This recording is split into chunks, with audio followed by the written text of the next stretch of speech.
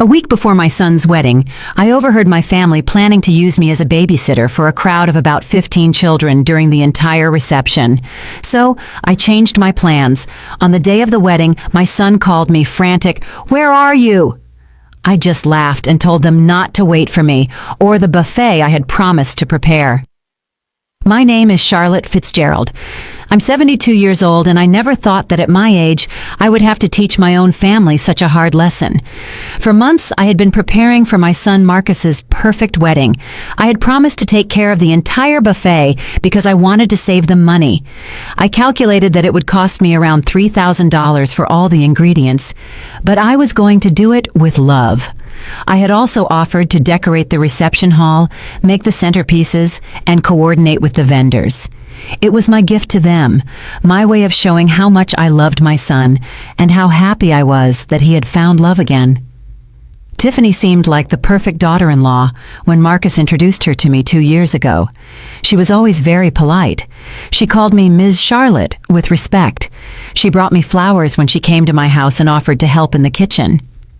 "Ms. Charlotte," she would say with that charming smile, "let me help you with those dishes. Your cooking is delicious. Marcus is so lucky he grew up eating like this."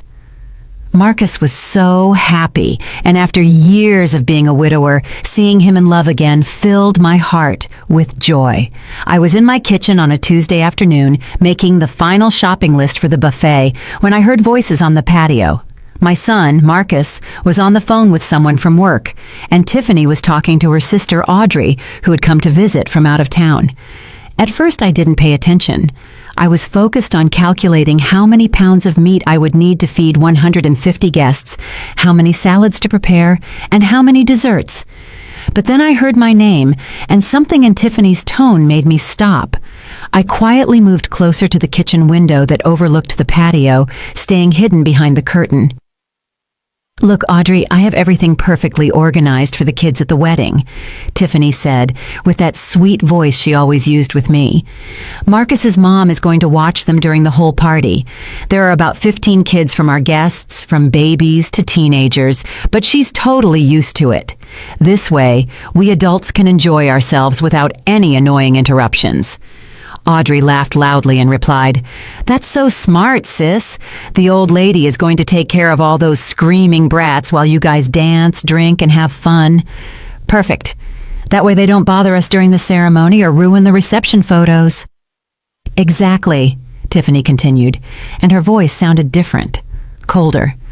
"I already told Marcus that his mom is great with kids and loves watching them. She won't even realize we're using her. She's always willing to help with whatever. It's like having a free professional nanny for the whole night. Plus, it'll keep her busy, so she doesn't interrupt any important conversations." "And she agreed?" Audrey asked. "We didn't even ask her directly," Tiffany laughed. "Marcus just mentioned to her that there would be some kids at the wedding, and she immediately offered to help if we needed anything. Of course, we said yes.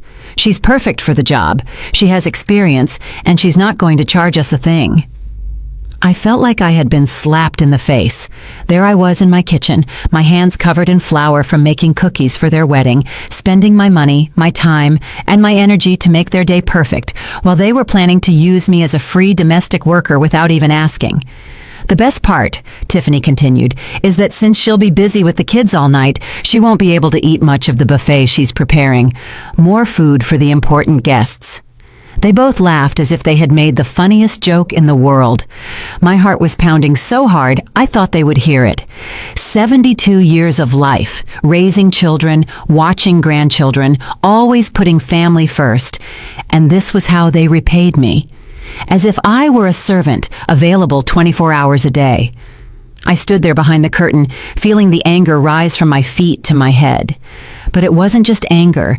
It was a mix of pain, disappointment, and a humiliation so profound it hurt my chest. For 2 years, I had treated Tiffany like the daughter I never had. I had welcomed her into my home with open arms, included her in all our family traditions, and taught her the secret recipes that had been passed down through generations in my family. "You know what else I like about the plan?" Tiffany continued, completely unaware that I was listening to every word. Since the old lady will be running after the kids all night, she won't be able to get into our adult conversations. You know how mothers-in-law are, always wanting to give their opinion on everything and telling boring stories about when Marcus was little. Audrey burst into laughter. Oh my God, yes. My mother-in-law is the same way, always interrupting with her 50-year-old anecdotes that no one cares about. At least yours will be useful for once. Exactly. And the best part is that Marcus thinks his mom is offering out of love. He doesn't realize we planned it this way from the beginning. Men are so naive, Tiffany said with a malicious chuckle. I heard Marcus's footsteps approaching after he finished his phone call. What are my beautiful ladies laughing about? He asked with that loving voice he always used with Tiffany. I was telling Audrey how organized I am, Tiffany replied, immediately switching back to her sweet tone. I have everything sorted out so the guests' children won't be a nuisance at the wedding. Your mom is going to watch them. My mom is an angel, Marcus said proudly, always willing to help the family.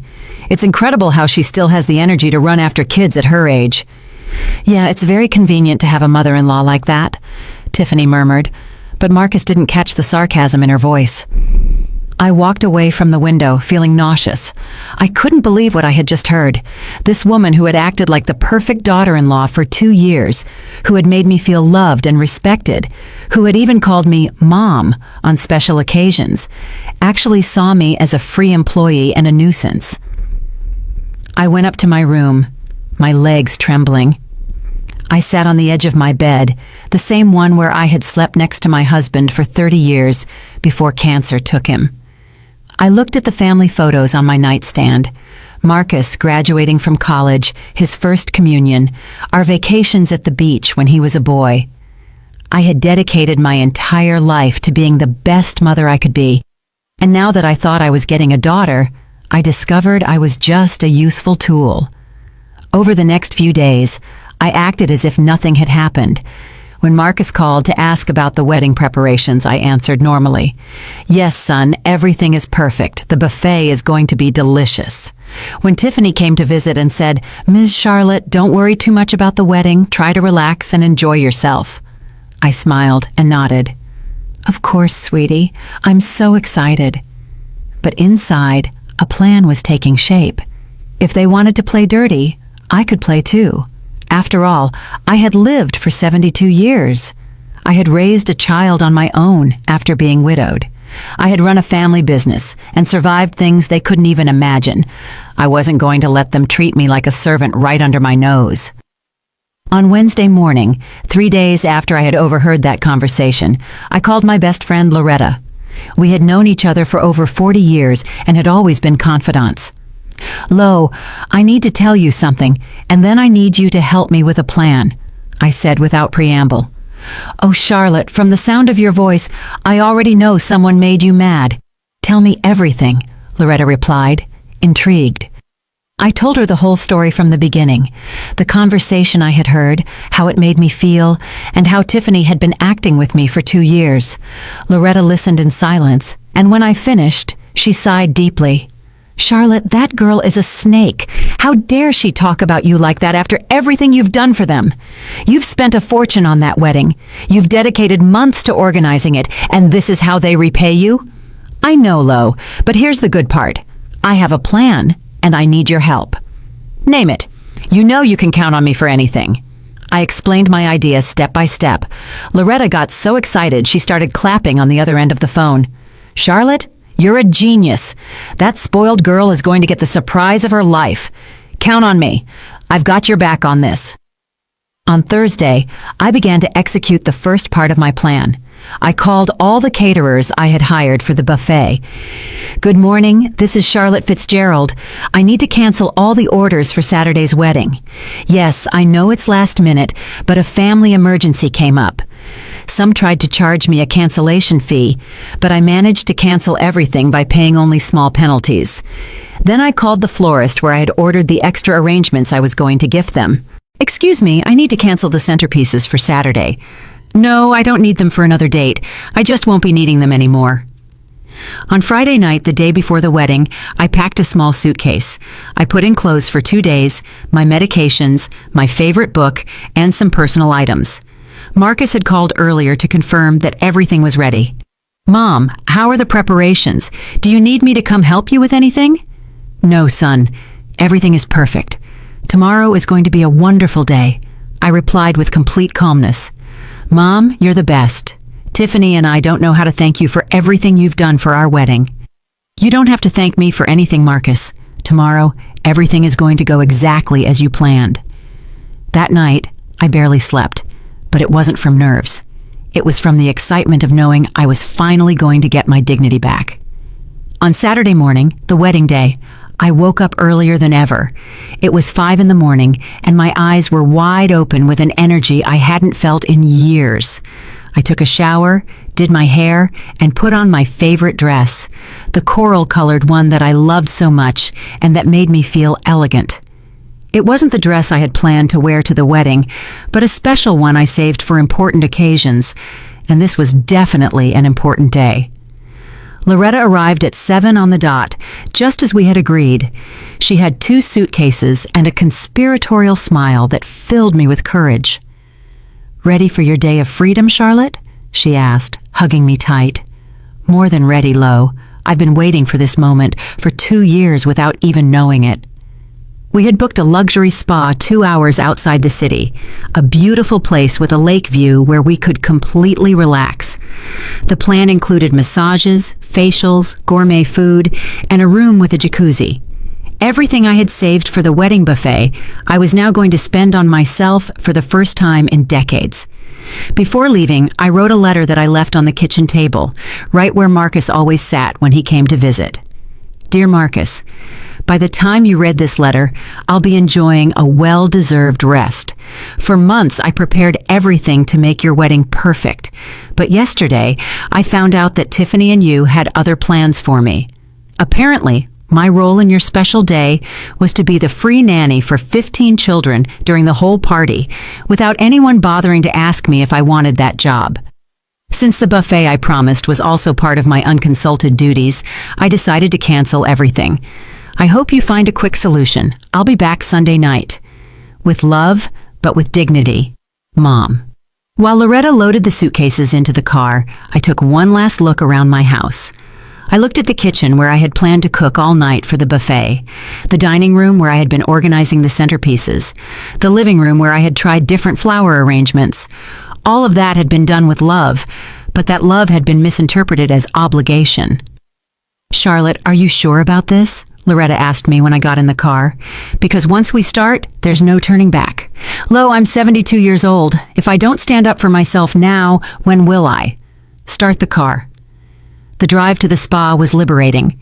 As we watched the scenery pass by the window, Loretta and I talked about everything we had lived through together over the years.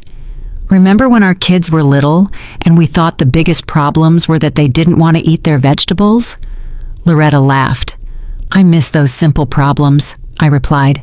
"At least back then, when you did something out of love, it was received as love, not as servitude." We arrived at the spa at 10 in the morning. The place was even more beautiful than I had seen in the online photos. Perfectly manicured gardens, a spectacular view of the lake, and a peaceful atmosphere that immediately calmed me down. The receptionist greeted us with mimosas. "Welcome, ladies. Your rooms are ready, and your treatments will begin in 1 hour. Is this a special occasion?" "Yes," I replied with a genuine smile. "I'm celebrating my independence." As I settled into my beautiful room with a lake view, I started to imagine what was happening back in the city. The wedding was scheduled to start at 4 in the afternoon, but buffet preparations usually began very early. Marcus would probably be calling me from 9 a.m. to ask if I needed help loading the food. At 11:30, just as I was entering my first massage treatment, my phone started to ring. It was Marcus. I let it ring. 5 minutes later, it rang again and again. I turned the phone off. "Miss Charlotte, is everything okay?" the masseuse asked, seeing my smile. "Perfectly fine, dear. Please continue." For the next 3 hours, I dedicated myself completely to enjoying myself. The hot stone massage relaxed muscles I didn't even know were tense. The facial left my skin glowing. Loretta and I had lunch at the spa restaurant. delicious food that I didn't have to cook myself, served by people who treated me with respect and kindness. "You know what I like most about all this?" I said to Loretta as we drank white wine on the terrace overlooking the lake. "What is it?" "That for the first time in 2 years, I'm doing exactly what I want to do when I want to do it, without having to ask anyone if it's okay or if they need me to do something else first." Loretta raised her glass. "I'll drink to that, and to the look on Tiffany's face right now." At 3 in the afternoon, I decided to turn my phone back on. I had 17 missed calls from Marcus, 8 text messages, and surprisingly, 3 calls from Tiffany. Marcus had never called me so many times in a row in his entire life, not even when his father was in the hospital. The text messages were getting more and more desperate. "Mom, where are you? We've been calling you all morning. Mom, I found your letter. Please call me urgently. Mom, the wedding starts in an hour. Please answer. Mom, where's the food? The guests are already arriving. Mom, please, can we talk about this after the wedding? We need to solve the buffet situation now. Mom, Tiffany is crying. Please help us." The last message had arrived 15 minutes ago. "Mom, I know you're mad, but there are 15 children here, and we don't know what to do with them. Their parents are asking who's going to watch them." I took a deep breath and dialed Marcus's number. He answered on the first ring. "Mom, where are you?" he yelled, with a desperation I had never heard from him before. "Hi, son. I'm at a beautiful spa with Loretta enjoying a chocolate massage. How's your wedding going?" "Mom, this can't be happening. The guests are already here, and there's no food. The caterers are asking where the buffet is. Tiffany won't stop crying." "Oh, son, didn't you read my letter? I explained everything in there. I canceled the buffet when I found out that my real job was to be a nanny, not a guest." "But Mom, the wedding has already started. We can't cancel now." "Marcus, you're a 45-year-old man with a good job and a fiancé who's apparently very good at organizing. I'm sure you'll find a solution. Is there a fast food restaurant nearby?" "Mom, you can't be serious." "Son, I've never been more serious in my life. Enjoy your wedding. We're going to enjoy our spa. Oh, and don't expect me early tomorrow. We're going to have breakfast here too." "Wait, Mom, Tiffany wants to talk to you." I heard noises, crying in the background, and desperate voices. Then Tiffany's voice came on, no longer with her usual sweet tone. "Charlotte, you can't do this to us. You promised the buffet. There are 150 people here." "Tiffany, my dear," I replied in the calmest voice I could muster. "I promised the buffet when I thought I was a special guest at your wedding. But when I found out I was actually the free domestic worker, I changed my mind. As the saying goes, labor is paid, and I never charged for my services." "But the kids! There are 15 kids here, and their parents expect someone to watch them." "Yes, I imagine that must be very difficult. Don't you have a sister who can help you? What was her name?" "Audrey. I heard she thinks I'm very good with kids." The silence on the other end of the phone was delicious. It lasted for a few seconds that felt like an eternity. I could hear the chaos in the background, children crying, adults talking loudly, and what sounded like someone desperately moving tables and chairs. How do you know about Audrey?" Tiffany stammered, and for the first time in 2 years, her voice sounded broken, without that fake confidence she always showed. "Oh, sweetie, you learn a lot of things when you're 72 years old. One of those things is that walls have ears, especially when people talk so loudly on my patio." "Charlotte, please, can we talk about this later? Right now I need you to—" "No, Tiffany, you don't need anything from me. Based on what I heard, what you need is a professional nanny. I suggest you look in the yellow pages. I think they charge around $10 an hour per child. Let's see, 15 kids for 6 hours is $900. Cheap compared to the $3,000 I spent on your buffet." I heard Tiffany yelling at someone in the background. "Marcus, your mom has gone crazy. She says she knows everything we talked about." Then I heard Marcus's voice again, but now it sounded different. Deeper, like when he was a boy and knew he had done something wrong. "Mom, did you hear us when we were talking on the patio? I heard a lot of interesting things, son. For example, that I'm an old lady who's useful for keeping busy so I don't interrupt important adult conversations. I also heard that I'm apparently so used to watching children that I wouldn't even realize you're using me. And my favorite, that I'm like having a free professional nanny for the whole night. The silence was even longer this time. Loretta, who had been listening to the whole conversation from her chair on the terrace, gave me a thumbs up. "Mom," Marcus began in a scolded child voice. "Marcus, you're 45 years old. You're a successful, intelligent man. Did it seriously never occur to you to ask me if I wanted to spend your whole wedding running after 15 kids instead of enjoying my only son's celebration?" We thought you liked to watch kids. I like to watch my grandchildren once in a while, Marcus. I don't like being the official wedding nanny without anyone consulting me, and I definitely don't like to hear that my daughter-in-law thinks I'm a nuisance that needs to be kept busy so I don't get in the way. Tiffany didn't say that. Marcus, I'm 72. I don't have Alzheimer's. I heard every word. I heard when your wife told her sister that she was smart for getting a free nanny. I heard when they laughed about how I wouldn't be able to eat much of the buffet because I would be busy. I heard when Audrey said that at least her mother-in-law would be useful for once. This time the silence was interrupted by a child's screams in the background and a woman's voice saying, "Where's the woman who was supposed to watch the kids? My son ran away and he's running all over the garden." "There's your answer, son. The show has begun." "Mom, please come. We'll pay you. We'll give you $500 to watch the kids." I laughed so hard that Loretta was startled. $500, Marcus?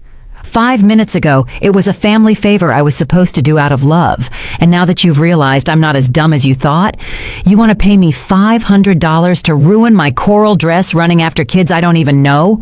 Tiffany yelled in the background.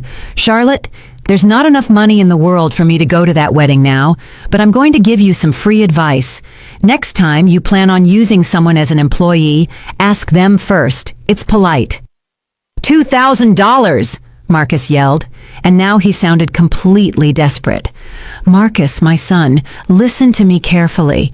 If you had $2,000 to pay me to be a nanny, you also had money to hire a caterer instead of making me spend my retirement on your wedding buffet. But it turns out it was more convenient for Mom to pay for everything, and also work for free, wasn't it?" Loretta poured me more wine and whispered, "You are brilliant, my friend." "Mom." Marcus's voice was now breaking. "Please don't do this to me. It's my wedding." "Marcus, I'm not doing anything to you. You did something to me. You and your fiancé decided I was your personal employee without consulting me. I'm just deciding that I don't accept that job.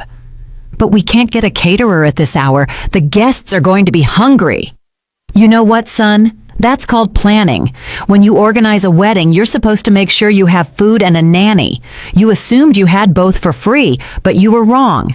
Charlotte, you come back to the hall right now or we're never going to forgive you," Tiffany yelled. And now her true personality was fully showing. "There it is," I said to Loretta as I covered the phone. "There's the real Tiffany." I uncovered the phone and replied in the calmest voice in the world. "Tiffany, my dear, there's nothing to forgive. You planned to use me. I decided not to let myself be used. It's as simple as that. And frankly, after hearing your true tone of voice, I'm very glad I'm not there." "You're a selfish old lady. You ruined my wedding," Tiffany yelled. "No, sweetie. You ruined your wedding when you decided that saving money was more important than treating your mother-in-law with respect. I just decided not to be an accomplice to my own humiliation." Marcus took the phone again. "Mom, the kids are running all over the place. One got into the kitchen and knocked over the entire cake. Another one hid under the main table. The parents are furious." "Marcus, and where's that smart Audrey? Can't she help her sister with the kids?" "Audrey says she didn't know she had to watch kids, that it was your job. How convenient. The same Audrey who was laughing that the old lady was going to watch all the screaming brats now says she can't help. Marcus, please. Marcus, I'm going to hang up now because my chocolate massage is waiting. But before I do, let me tell you something. I hope this experience teaches you that your mom is not your personal employee. I'm a 72-year-old woman who deserves respect, not a servant you can use when it's convenient for you." "Wait, Mom? What? Are you really not coming?" "I'm really not coming. Enjoy your wedding. We're going to enjoy our spa, and tomorrow? Tomorrow we'll see. First, I want you to reflect on what happened here, and I want your wife to reflect on what it means to have a family." "But Mom..." "Marcus, I have to go. My masseuse is waiting for me, and unlike you guys, she's treating me with respect because I'm paying her for her services." I hung up the phone and put it on silent. Loretta was clapping. "Charlotte, that was masterful. How do you feel?" "I feel free, Lo. For the first time in 2 years, I feel completely free." After hanging up the phone, I sat on the spa terrace, looking at the lake and feeling a peace I hadn't experienced in a long time. Loretta watched me with a mix of admiration and concern. "Charlotte, are you sure you did the right thing?" she asked, taking a sip of her wine. "I mean, I know you were right, but Marcus is your only son." "Lo, precisely because he's my only son, I need to teach him this lesson. If I don't do it now, Tiffany is going to turn him into someone who treats his own mother like a domestic worker, and I'm not going to allow that." For the next 2 hours, my phone vibrated constantly, but I kept it on silent. Loretta and I enjoyed our spa treatments as if nothing were happening. The collagen facial left my skin as soft as a baby's, and the aromatic oil massage relaxed muscles that had been tense for years from the stress of trying to be the perfect grandmother. "You know what the funniest thing about all this is?" I said to Loretta while we were in the jacuzzi watching the sunset. "What?" "That for 2 years I tried so hard to be the ideal mother-in-law that I lost my own identity. I cooked what she liked. I decorated how she thought was pretty. I even changed the way I dressed to fit her image of the perfect grandmother." "I always thought that was strange," Loretta admitted. "You, who were always so independent, suddenly seemed to be asking for permission for everything." "You were right, and the worst part is that the more I tried to please her, the less she respected me. For her, my willingness to help was a weakness, not love." At 8 in the evening, I decided to check my phone. I had 43 missed calls, 26 text messages, and to my surprise, several messages from unknown numbers. Apparently, some relatives had gotten my number to try to convince me to go back. The messages were getting more and more desperate and revealing. "Marcus, Mom, we had to order pizza for all the guests. We spent $1,200 on pizza." Marcus, "The parents of 3 kids already left angry because no one could watch them." Marcus, "Tiffany is in the bathroom crying. She says you ruined the most important day of her life." Marcus, "Mom, the photographer is asking if he can take family photos. I told him Grandma couldn't make it. An unknown number." "Ms. Charlotte, I'm Michael, Tiffany's dad. Please, Miss Charlotte, come help us. My daughter is devastated." Another unknown number. "Charlotte, I'm Audrey. I know you heard our conversation. Please forgive us. It was just a joke." I laughed while reading Audrey's message. "A joke, Lo? Planning to use someone as a free employee is a very expensive joke." But the message that caught my attention the most was from a number I didn't recognize. "Ms. Charlotte, I'm Carol, the mother of one of the children at your son's wedding.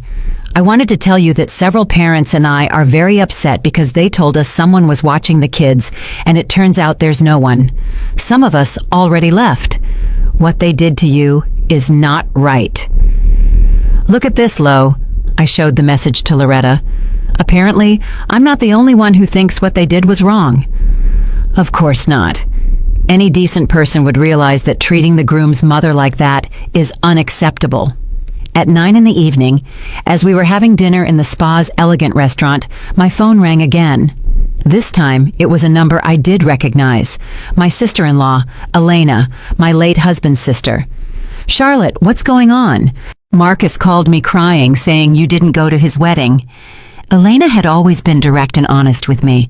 I told her the whole story from the beginning, including the conversation I had overheard and how I had felt.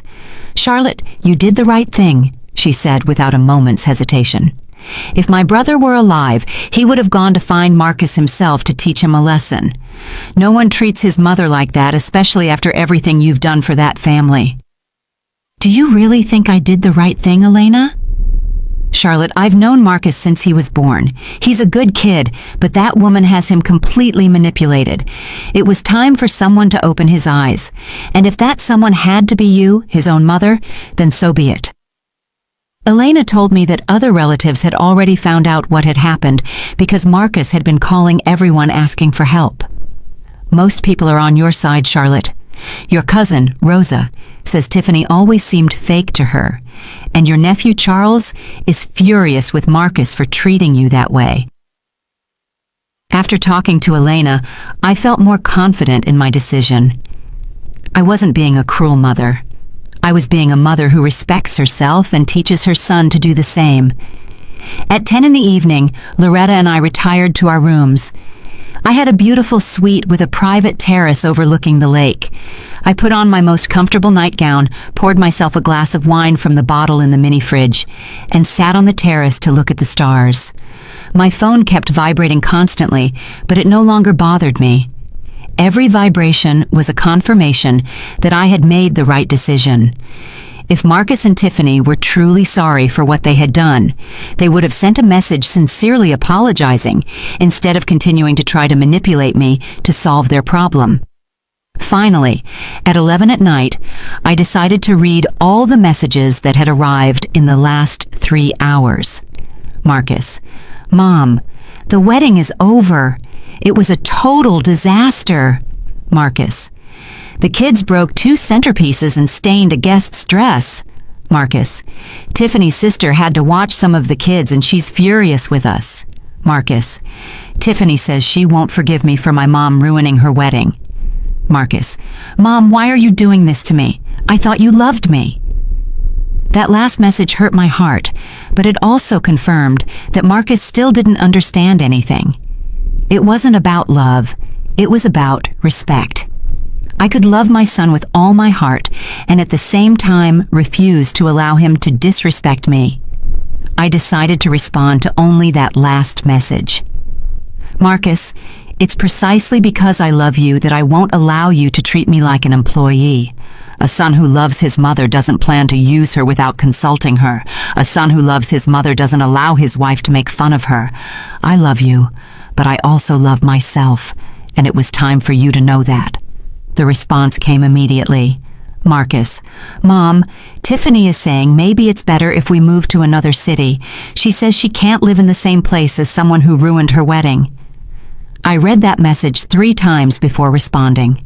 Tiffany was playing her final card, emotionally blackmailing Marcus, threatening to take him away from me. Marcus, if Tiffany wants to move because she can't face the consequences of her actions, that's a decision you two must make as adults. But know that a woman who truly loves you would never pull you away from your family as punishment for something you didn't do. There was no response after that. I stayed on the terrace until very late, listening to the sound of the water on the lake and feeling a deep tranquility. For the first time in 2 years, I wasn't worried about whether I had pleased someone else. I wasn't thinking about what I could cook for Marcus tomorrow, what favor I could do for Tiffany, or how I could be a better mother-in-law. I was thinking about me, about Charlotte, about the 72-year-old woman who had raised a wonderful son, who had maintained a happy marriage for 30 years, who had survived widowhood with dignity, and who deserved to be treated with respect by her own family. That night, I slept better than I had in months. On Sunday morning, I woke up with a strange feeling. I felt rested and at peace. It had been a long time since I had woken up without that constant anxiety of thinking about what I would need to do to keep everyone happy.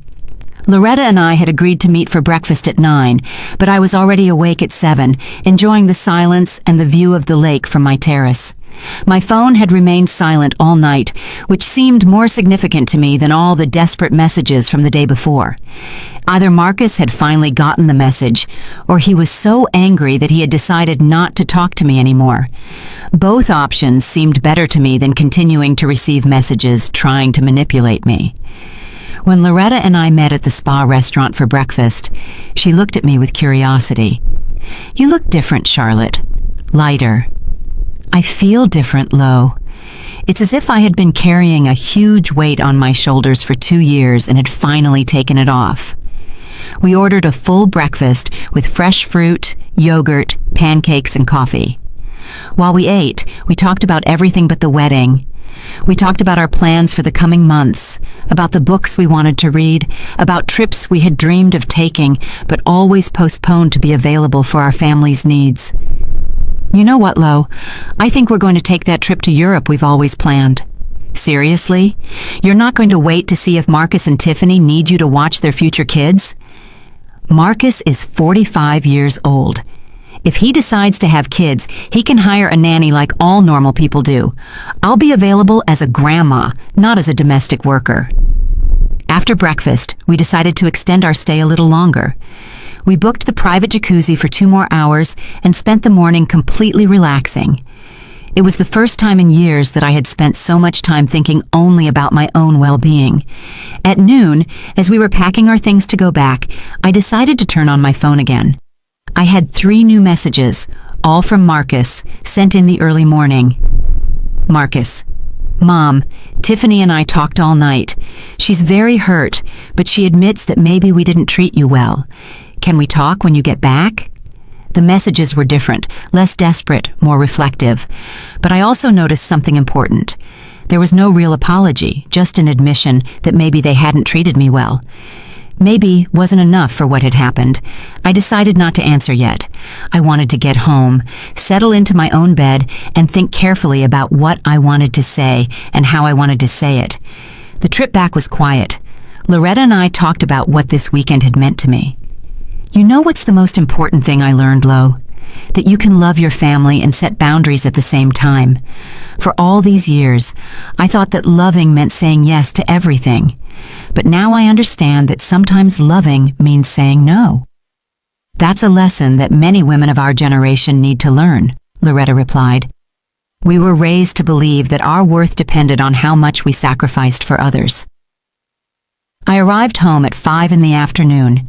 The house felt different, as if it had been empty for much longer than 2 days. I made myself some tea, put on my most comfortable clothes, and sat on my favorite armchair in the living room. It was time to decide what to do next. At 6 o'clock, the doorbell rang. I looked out the window and saw Marcus's car parked outside. He was standing at my door, alone, with his head down. I took a deep breath and went to open it. "Hi, Mom," he said in a soft voice. He looked tired, as if he hadn't slept in days. "Hi, Marcus. Come in."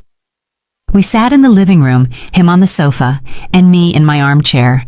The silence stretched for a few minutes, until Marcus finally spoke. "Mom, I have to apologize." "I'm listening." "Tiffany and I talked all night after the wedding.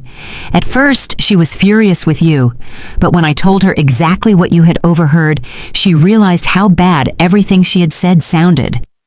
"And you realized too?" Marcus lowered his head even more. "Yes, Mom. I realized that for 2 years I've been treating you like you were my employee instead of my mother." "And how do you feel about that?" "I feel horrible. I feel ashamed. Dad must be rolling in his grave because of how I treated the woman he loved for 30 years.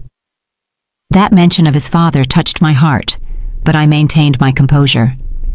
"Marcus, I need you to understand something. It's not just about what happened with the wedding. It's about 2 years of assuming I was available for everything without ever asking me if I wanted to do it." "I know, Mom, and you're right. When Tiffany suggested we ask you for help with something, I never stopped to think if it was fair to you. I just thought, Mom always says yes, so it's no problem. And Tiffany, how does she really feel?" Marcus sighed deeply. "She's ashamed. She says she's never had a mother-in-law before and didn't know how to treat you. But she recognizes that what she said about you to Audrey was very wrong." "Marcus, does she recognize that, or are you trying to soften what she really thinks?" "No, Mom, she recognizes it. In fact, she wants to come apologize to you personally, but I told her I had to talk to you first." I got up and walked to the window. The garden looked neglected. I had been so busy with the wedding preparations that I hadn't had time to take care of my flowers. Marcus, I need to ask you a very direct question, and I want you to answer me honestly. Tell me, Mom, does Tiffany respect me as a person, or does she see me as a useful resource who is available when she needs me? Marcus was silent for a long moment. Mom, I think until yesterday, the two things had gotten mixed up. But after seeing the consequences of treating you as a resource, she realized that she had lost sight of the person. And you, do you see me as your mother or as your personal employee? Mom, that question hurts, but I understand why you're asking it. And the honest answer is that for these 2 years, without realizing it, I started to see you more as someone who solved my problems than as my mother, who deserved to be consulted and respected. I sat down again and looked at him directly in the eyes. Marcus, I appreciate your honesty, but I need you to understand that things are going to change from now on. I understand, Mom. What do you need from us? I need that the next time you want to ask me for a favor, you ask me if I can and if I want to do it. Not assume that I'm going to say yes. I need you to treat me as a guest at your family events, not as part of the service staff. And I need Tiffany to understand that I am her husband's mother, not her employee. All of that is fair, Mom. Anything else? Yes. I need you to understand that I have the right to say no without giving explanations, and that when I say no, you are not going to try to manipulate me or make me feel guilty to change my mind. Understood? Yes, Mom. And Marcus, one more thing. The next time Tiffany speaks badly of me to someone, you are going to defend me. You are not going to stay silent while your wife disrespects me. Marcus nodded vigorously. You're right, Mom. I should have defended you from the beginning. We were silent for a few minutes. I could see that Marcus was processing everything we had talked about. Mom, do you forgive me? Marcus, you are my son, and I will always love you. But forgiveness is something that is built with actions, not just with words. I need to see real changes in how you treat me before I can say that all is forgiven. That's fair. And Tiffany, are you going to give her a chance to apologize? If she wants to apologize for real, not because you asked her to, but because she's truly sorry for how she treated me, then yes, I will listen to her. She wants to, Mom, but she's afraid you'll reject her. Marcus, I don't reject people who apologize sincerely, but I also don't accept fake apologies just to keep the peace. I understand. When would be a good time for her to come? Give her a few days to think carefully about what she wants to say. And Marcus, make sure she understands that I don't expect her to pretend we're best friends overnight. I just expect basic respect. Marcus stayed a little longer at my house, and for the first time in a long time, we had a real conversation between mother and son, not boss and employee. He talked to me about how he had felt during the wedding, seeing the guests wonder why there was no prepared food and why the children were running unsupervised everywhere. Mom, when the parents started asking me where the person who was going to watch the kids was, I realized that we had never asked you if you wanted to do that job. We just assumed it. And how did you feel when you realized that? I felt like an idiot, Mom, and I was ashamed that my own mother had to teach me such a basic lesson about respect. When Marcus left that night, I thought about our conversation. He seemed genuinely sorry, but I also knew that apologies are easy when you're faced with the consequences of your actions. The real test would be to see if the changes lasted beyond this crisis. The next 3 days were quiet. I didn't receive any calls asking for favors, no messages assuming I would be available for something. It was a strange but liberating feeling. For the first time in 2 years, my days were completely my own. On Wednesday afternoon, Marcus called me. Mom, Tiffany wants to come talk to you tomorrow afternoon if you agree. Is she sure she wants to do it, or does she feel obligated? She's sure, Mom. She's been very quiet these past few days, reflecting on everything that happened. Okay, tell her to come tomorrow at 4. Thanks, Mom. It means a lot to both of us that you're giving her this opportunity. Marcus, I'm not doing it for you. I'm doing it for myself because I want to know if this situation has a solution or if I need to accept that my daughter-in-law and I are never going to get along.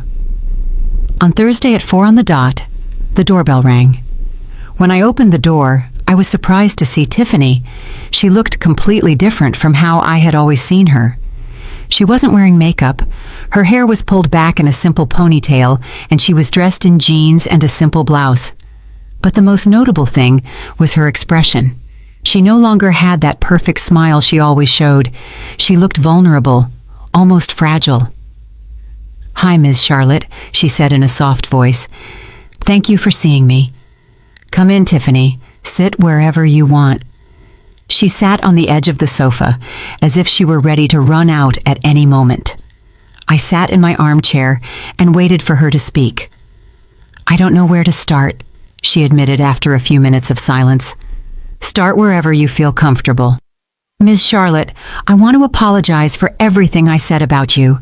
It was cruel, disrespectful, and completely unfair." "And why did you say it?" Tiffany lowered her head. "Why? Because I'm 26 years old, and I've never had a mother-in-law before. My mom died when I was 15, and my dad remarried a woman who never loved me. When I met Marcus and I met you, I didn't know how to handle having a mother figure again." "And your solution was to treat me like an employee?" "It wasn't conscious, Ms. Charlotte. At first you intimidated me a lot. You're so self-assured, so good at everything you do, so loved by the whole family. I felt like I would never measure up." "Tiffany, that doesn't explain why you talked about me that way with your sister." Tiffany was silent for a long moment, and when she spoke again, her voice was barely a whisper. "Because when you feel insecure, sometimes you try to make yourself feel better by making others seem less important. I know it sounds horrible, but it's the truth." "At least you're being honest." "Miss Charlotte, when you didn't show up at the wedding and I read your letter, I realized something terrible. I realized that I had been trying to turn Marcus into someone who put my comforts before his own mother, and that's very wrong." "And how do you feel about that?" "Now I feel ashamed. I feel guilty, and I feel sad because I lost the opportunity to have a real relationship with the woman who raised the man I love." Tears began to roll down her cheeks, and for the first time since I had known her, they seemed genuine, not calculated. "Tiffany, I appreciate your honesty, but I need to ask you something directly. Do you really want a relationship with me, or do you just want to fix this so Marcus is happy?" At first, I admit that I just wanted to fix things so Marcus wouldn't be sad, but these past few days, I've been thinking a lot, and I realized that I also lost something important. I lost the opportunity to have a mom again. "Tiffany, I can't be your mother. Your mother died, and no one can replace her, but I can be your mother-in-law who respects you and expects respect in return." "That's all I want, Ms. Charlotte. Mutual respect and a chance to start over." "And are you really willing to change the way you treat me?" "Yes. I will no longer assume that you are available to help us. I will ask you before planning anything that involves you, and I will try to include you as family, not as service staff. And what happens if I say no to something you ask me? Then I will respect your decision without trying to make you feel guilty." We were silent for a few minutes. I could see that Tiffany was waiting for my answer, but I needed time to process everything she had said. "Tiffany, I'm going to be honest with you. I don't trust you yet. You're going to have to show me with actions that these changes are real, not just words to get out of trouble. I understand completely. What do you need me to do?" "I need time. I need to see how you treat me in the coming months when you're not in crisis. Are you going to give me that chance?" "Yes, Tiffany. I'm going to give you a chance, but it's going to be the only one. If you disrespect me or treat me like an employee again, there will be no second chance." "I understand. And Ms. Charlotte, is there anything specific I can do to start rebuilding your trust?" I thought about her question for a few moments. "Yes, there is. I want you to tell your sister Audrey what really happened. Not a softened version, but the complete truth. I want her to understand that what you guys said about me was wrong." Tiffany nodded immediately. "I already did, Ms. Charlotte. I called her on Monday and told her everything. She wants to apologize to you, too. I don't need Audrey to apologize to me. I don't know her well enough for her opinions to matter to me, but I do need her to understand that she can't talk about me that way when she comes to my house. She understands. In fact, she's very ashamed of what she said. Okay. Anything else you want to tell me? Yes. I want to thank you for teaching us this lesson. I know it wasn't your responsibility to educate us about respect, but you did it in a way that we'll never forget. Tiffany, I didn't want to teach you any lesson. I just wanted to be treated with dignity, and I had every right to demand that. Ms. Charlotte, do you think one day we can have a normal mother-in-law and daughter-in-law relationship? That's going to depend on you, Tiffany. I'm willing to try if you really change. I will change, I promise. Don't promise me anything. Just show me. Tiffany got up to leave, but before she reached the door, she turned back to me. Ms. Charlotte, can I ask you something? Tell me, how can I be a good daughter-in-law? I honestly don't know how. Her question surprised me with its simplicity and honesty. Tiffany, being a good daughter-in-law is the same as being a good person. Treat others the way you want to be treated. Ask before you assume. Respect boundaries, and remember that behind every favor someone does for you is a person who chose to help you. Can I ask you when I have questions about something? If they're genuine questions and not disguised manipulation, yes. Thank you, Ms. Charlotte. Thank you for everything. When Tiffany left, I sat in my living room, feeling a mix of cautious hope and emotional exhaustion. The conversation had seemed sincere, but only time would tell if the changes would be lasting. The next 2 weeks were revealing. For the first time in 2 years, Marcus and Tiffany didn't call me asking for any favors. There were no messages assuming I would be available to cook, clean, or watch something. At first, I thought they were angry and punishing me with silence. But then I realized that they were simply respecting my space like they never had before. The first real test came on the Friday of the second week. Marcus called me around 7 in the evening, and by the tone of his voice, I could tell he was nervous. Mom, I need to ask you a favor. My heart sank a little. They were going back to their old patterns. Tell me, Marcus. Tiffany's birthday is on Saturday, and I wanted to throw her a surprise party. Could you help me organize it? Marcus, are you asking me to organize the whole party for you? No, Mom, not at all. I already hired the caterer, booked the venue, and sent the invitations. I just need help with the decorations because you have a great eye for those things.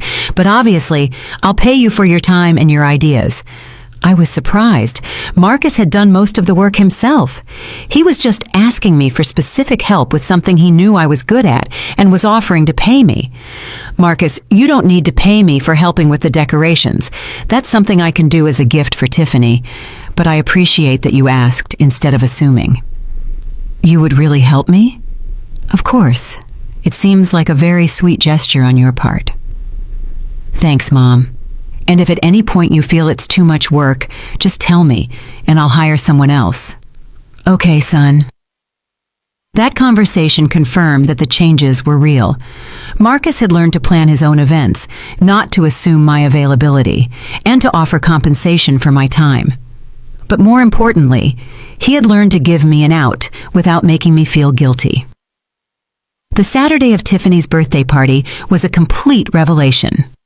Marcus and I spent the morning decorating his backyard with golden balloons and fresh flowers. He had bought all the materials and just needed my ideas on how to combine the colors and where to place everything. We worked together as a team, talking and laughing as we transformed the space. Mom, this looks beautiful, Marcus said as we hung the last of the lights. Tiffany is going to be so excited. I hope so. You can tell you love her very much. I do, but I also learned that loving my wife doesn't mean I have to stop respecting my mother. I'm glad you learned that, son. When Tiffany arrived that night, pretending she was just coming to an intimate dinner, her surprise was genuine and moving. Seeing the decorated backyard and all her friends waiting for her, she started to cry with joy. I can't believe you did all this, she exclaimed, hugging Marcus. Ms. Charlotte helped me with the decorations, Marcus said. She has an incredible talent for these things. Tiffany came over and gave me a sincere hug. Thank you, Ms. Charlotte. Everything looks gorgeous. It was my pleasure to help, Tiffany. Happy birthday. During the party, I observed how Marcus and Tiffany interacted with me. They included me in conversations. They introduced me to their friends as Marcus's mom, with pride, not as the woman who had helped with the decorations. They seated me at the main table as family, not at a separate table as service staff. The most significant thing of all was when one of Tiffany's friends commented on how beautiful the decorations were. "Tiffany, you have exquisite taste. Where did you learn to decorate like that?" "Actually, it was Miss Charlotte who designed everything," Tiffany replied immediately. "She has a natural talent for these things. I was just lucky that she helped me."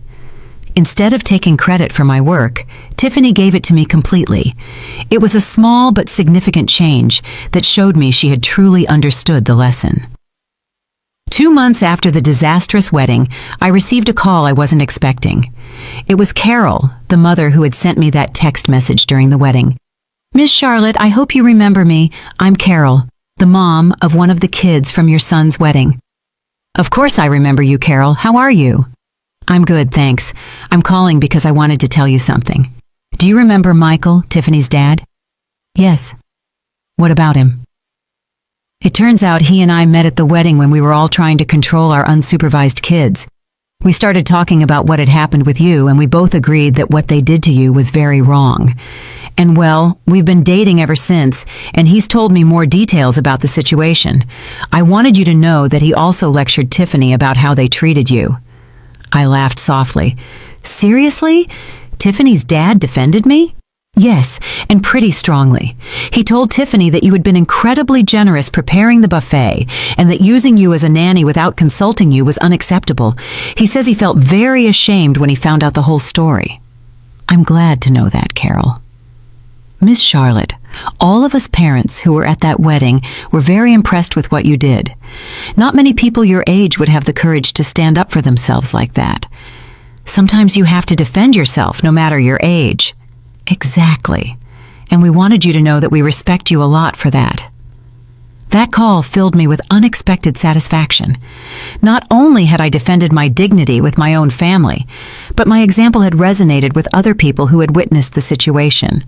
3 months after the wedding, Tiffany invited me to lunch, just the two of us. We met at a quiet cafe near my house, and during the meal, we had the most honest conversation we had ever had. "Miss Charlotte, can I tell you something personal?" "Of course, Tiffany." "Since the wedding, I've been going to therapy." "Really? Why?" "Because I realized that I have problems relating to mother figures. After my mom died, I developed defense mechanisms that included devaluing other older women to protect myself emotionally. That explains a lot of things." "Yes, my therapist helped me understand why I felt so threatened by you at first. You represented everything I had lost when my mom died. And instead of allowing myself to miss my mom, I decided to act as if mothers weren't important." "Tiffany, that must have been very painful for you." "It was, but I didn't realize it. I thought I had gotten over my mom's death, but I had really just buried the pain." "And how do you feel now?" "I feel more free, and I feel grateful to have a second chance with you." "Tiffany, I really appreciate you telling me this, and I'm glad to know you're working on yourself." "Miss Charlotte, would you allow me to start over as if we were meeting for the first time?" "What do you mean?" "I want to really get to know you, your stories, your dreams, your opinions, not as the mother-in-law who can be useful, but as Charlotte, the person." "I would like that very much, Tiffany." "Can I ask you a question?" "Ask as many as you want." "What dream of yours did you leave unfulfilled when you got married and had Marcus?" The question surprised me with its depth and honesty. I always wanted to write a book. About what? About my grandmother's recipes and our family stories, but I always found excuses not to start. "And why don't you start now?" "Miss Charlotte, you taught me that it's never too late to stand up for yourself and change a situation. Maybe it's not too late to fulfill a dream either." That conversation planted a seed in my mind. Over the next few weeks, I began to seriously think about writing that book I had always wanted to write. 6 months after the disastrous wedding, Marcus and Tiffany invited me to dinner to give me some special news. "Mom, we're pregnant," Marcus announced with a huge smile. "How wonderful!" I exclaimed, hugging them both. "I'm going to be a grandma," Tiffany said, taking my hands. "We want to ask you something important. Tell me, we want you to be the grandma who chooses how much you want to be involved. We are not going to assume anything. We're not going to expect you to watch the baby when we want to go out. We want you to decide what kind of grandma you want to be. And if you want to be the grandma who comes over to drink tea and read stories once a week, that's perfectly fine," Marcus added. "If you want to be the grandma who watches the baby occasionally, that's also perfectly fine. You decide." I was moved to tears. Kids, that's all I ever wanted, the freedom to choose how to love my family. "And what do you choose, Ms. Charlotte?" Tiffany asked. "I choose to be a grandma who is available when you really need me, but who also has her own life, her own plans, and her own dreams." "Perfect," Marcus said. "That's exactly what we want." A year after the disastrous wedding, I published my book of family recipes. It was called Cooking with Love, Serving with Dignity, Recipes and Reflections of a Modern Grandma. Tiffany helped me promote it on social media, and Marcus organized a book launch party at his house. During the book presentation, I reflected on everything that had happened since that afternoon when I had overheard that conversation on my patio. "This book," I told the guests, "is not just about recipes. It's about the importance of maintaining our dignity while we serve the people we love. It's about the difference between giving out of love and being used for convenience." After the presentation, Tiffany came up to me. "Ms. Charlotte, I have something to confess." "What?" "The person who most inspired this book was you. Your courage to stand up for yourself taught me that you can love deeply and at the same time respect yourself." "Tiffany, that means a lot to me. Ms. Charlotte, can I call you Mom Charlotte from now on?" "I would love that, sweetie." That night, as I signed copies of my book, I realized that the decision not to go to that wedding had been the best decision I had made in years. Not only had I regained my dignity, but I had also taught my family the true meaning of mutual respect. Now I'm 73 years old, with a grandchild on the way, a published book, and a family that treats me as the respected matriarch I always should have been. Sometimes, saying no is the most powerful way to say yes to yourself.